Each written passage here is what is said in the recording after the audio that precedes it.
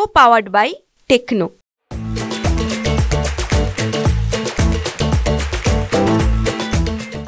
की महाराष्ट्रातले न्यायमूर्ती हे देशाचे मुख्य न्यायाधीश असताना त्यांच्या हाताने मुंबईमध्ये आज खरं म्हणजे या इमारतीचं भूमिपूजन होत आहे आणि त्याकरता जे उपस्थित आहेत तेही सगळे महाराष्ट्रातलेच न्यायमूर्ती आहेत किंवा महाराष्ट्रात राहिलेले अशा प्रकारचं सर्व न्यायमूर्ती आहेत. त्यामुळे ही अतिशय आनंदाची गोष्ट आहे.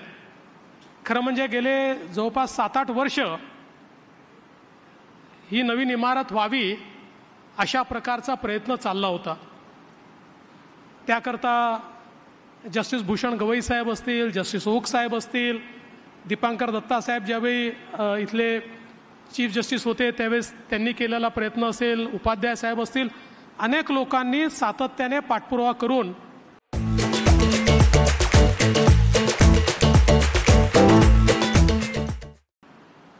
याला गती कशी देता येईल आणि अर्थातच या ठिकाणी आदरणीय चंद्रचूड साहेबांनी देखील स्वतः त्याच्यामध्ये इंटरेस्ट घेतला आणि अतिशय वेगानं हे काम पुढे गेलं आणि आज एक अतिशय चांगली अशा प्रकारची इमारत त्या ठिकाणी तयार होते. मला आठवतं की पहिल्यांदा BKCला ही इमारत करता येईल का अशा प्रकारचा प्रस्ताव आला, पण एवढी मोठी जागा ही BKCला मिळू शकत नाही हे लक्षात आल्यानंतर त्यावेळेस मी मुख्यमंत्री होतो आणि विधी व न्यायमंत्री देखील होतो आणि त्यावेळेस मग आम्ही हा विचार केला की ही जागा शासनाच्या मालकीची आहे, PWDची जागा आहे, त्या ठिकाणी आमचे क्वार्टर्सही आहेत, ते आम्ही रिडेव्हलप करणार आहोत आणि म्हणून या ठिकाणी आपण अशा प्रकारचं हे कॉम्प्लेक्स तयार करू शकतो आणि हळूहळू करत आज हा दिवस आला आहे आणि मला विश्वास आहे की भूमिपूजनानंतर देखील अतिशय रेकॉर्ड वेळेमध्ये हे काम आम्ही पूर्ण करू आणि निश्चितपणे याचं उद्घाटन देखील चांगल्या प्रकारे होऊ शकेल. आत्ताच आदरणीय उपाध्याय साहेबांनी सांगितलं की 1862ची इमारत, ज्या इमारतीमध्ये आत्ता माननीय उच्च न्यायालय बसतं, खरं म्हणजे अतिशय ऐतिहासिक अशा प्रकारची ती इमारत आहे. 7 जजेसपासनं त्यावेळेस सुरुवात झाली, स्ट्रेंथ 15 होती. म्हणजे मला जरा थोडं बरं वाटलं की त्याही काळामध्ये स्ट्रेंथ पूर्ण नसायचीच, म्हणजे 15च्या ऐवजी 7 होते. आता त्यापेक्षा चांगली स्थिती आहे. आता 90 जजेसची संख्या आणि 66 जजेस कार्यरत आहेत.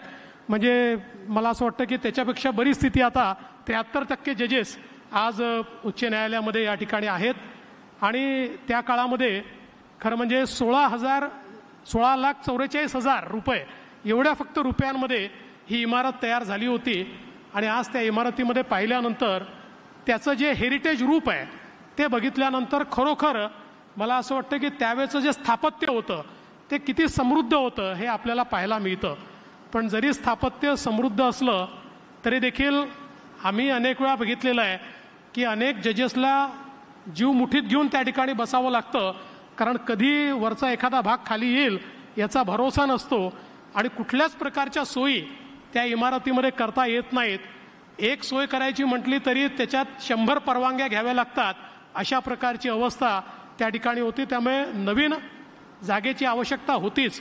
पण ही जी जुनी जागा आहे ही अतिशय ऐतिहासिक आहे. लोकमान्य टिळकांवर चाललेला खटला असेल, भारतरत्न डॉक्टर बाबासाहेब आंबेडकरांनी त्या ठिकाणी प्रॅक्टिस केलेली आहे, महात्मा गांधी देखील त्या ठिकाणी एक वकील म्हणून अपिअर झालेले आहेत. त्यामुळे इतका मोठा इतिहास हा या संपूर्ण इमारतीला लाभलेला आहे आणि मला असं वाटतं की अनेक महत्त्वाचे निर्णय त्या इमारतीतनं दिले गेले की ज्यातनं लोकांचं जीवन बदललं, ज्यातनं अनेक वेळा पाथ ब्रेकिंग अशा प्रकारच्या व्यवस्था उभ्या झाल्या आणि म्हणूनच मला असं वाटतं की आता हे जे ट्रान्झिशन होत आहे हे ट्रान्झिशन केवळ इमारतीचं होत आहे, स्पिरिटचं ट्रान्झिशन होत नाही. स्पिरिट तेच आहे आणि त्याच स्पिरिटने पुढे देखील मला असं वाटतं की नवीन इमारतीतनं काम चालेल. एक गोष्ट निश्चितपणे सांगितली पाहिजे की जेव्हा इथे हायकोर्ट न्यायचं ठरवलं आणि ऑनरेबल जजेसनी त्याच्यामध्ये पुढाकार घेतला, पण आमचे अनेक वकील तयार नव्हते, त्यांना फार प्रेम या इकडच्या भागाशी होतं. पण जेव्हापासनं कोस्टल रोड तयार झाला तेव्हापासनं कुठलेच वकील आता म्हणत नाही की त्या ठिकाणी तुम्ही घेऊन जाऊ नका. आता सगळ्या वकिलांनी आम्हाला परमिशन दिली, कारण कोस्टल रोडनी 15-20 मिनिटात आता त्या ठिकाणी पोहोचता येतं. त्यामुळे सराफ साहेब आता काही प्रॉब्लेम नाही आहे. आता कोणीही याला विरोध करणार नाही आणि ही चांगली इमारत आपण या ठिकाणी तयार करू. मी शेवटी एवढंच सांगेन की आज आमची ज्युडिशियरी एक अशी इन्स्टिट्यूशन आहे, एक अशी संस्था आहे की देशामध्ये आपल्या जेवढ्या लोकशाहीच्या संस्था आहेत त्यात सर्वाधिक विश्वास जर कुठल्या संस्थेवर असेल, सर्वाधिक विश्वासार्हता जर कुठल्या संस्थेच्या संदर्भात असेल तर ती आमच्या ज्युडिशियरीच्या संदर्भात आहे. पण अलीकडच्या काळामध्ये अशाही प्रकारचे प्रयत्न होतात की कुठेतरी अराजकता तयार झाली पाहिजे. माझ्या बाजूनं जर निर्णय आला तर निर्णय उत्तम, आणि माझ्या विरोधात आला तर मात्र त्याच्यावर प्रश्नचिन्ह निर्माण करायचं, अशाही प्रवृत्ती तयार होत आहेत. अर्थात अशा प्रवृत्तीशी लढण्याची शक्ती ही आमच्या सर्वोच्च न्यायालयामध्ये आहे, आमच्या उच्च न्यायालयामध्ये आहे, याबद्दल माझ्या मनात कुठलीही शंका नाही. पण मला असं वाटतं की जी विश्वासार्हता या इन्स्टिट्यूशनने तयार केली आहे, जी विश्वासार्हता कॅरी फॉरवर्ड केली आहे, अशीच विश्वासार्हता यापुढे देखील आपल्याला पाहायला मिळेल.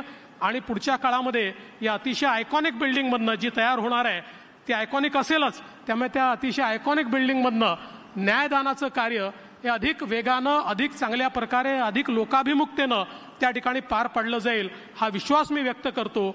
आणि सन्माननीय सर्वोच्च न्यायालयाचे मुख्य न्यायमूर्ती, सर्व न्यायमूर्ती, मुंबई उच्च न्यायालयाचे मुख्य न्यायमूर्ती, सर्व न्यायमूर्ती या ठिकाणी आले, त्याबद्दल त्यांचं सर्वांचं स्वागत करतो आणि माझं बोलणं संपवतो. धन्यवाद. जय हिंद, जय महाराष्ट्र. को पावर्ड बाय टेक्नो.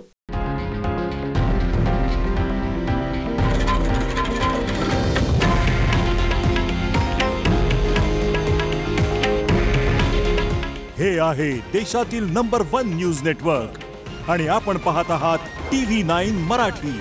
काळजी तुमची, हित महाराष्ट्राचं.